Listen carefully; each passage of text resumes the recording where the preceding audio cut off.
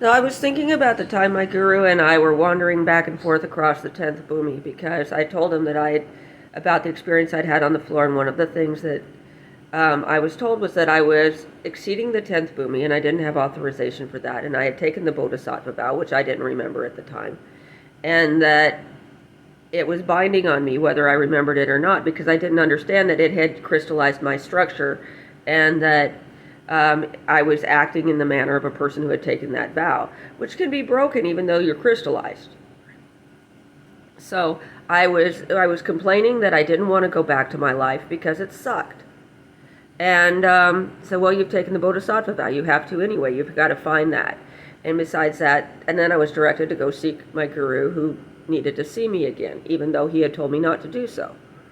And so he was like kind of confrontational about me showing up again. And I was like, well, I got to tell you about something.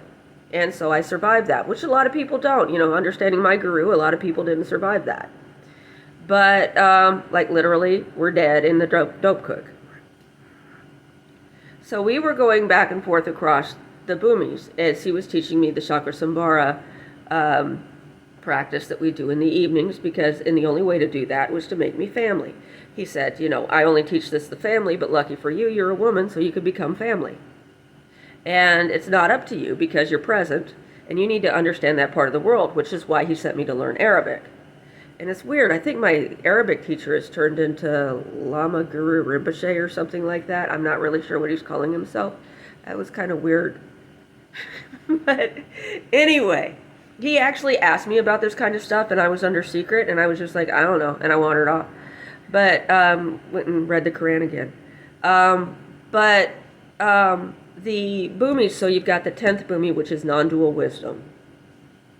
And you have to have authorization to go past that without just having cooties. The next one is the 11th, which is emptiness of causes. You need to rest in the state of not accepting that nothing is caused. And move up and down the tree of life on that one if you need to. The next one is non-compounded, which, in order to be non-compounded, you just have to have a definition and stick to it. And if you apply emptiness, if you apply non-duality to that, it becomes more difficult, and it opens up things I can't describe to you here.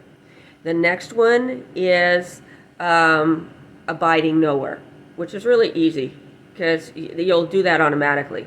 But if you do that on purpose, you learn how to abide somewhere.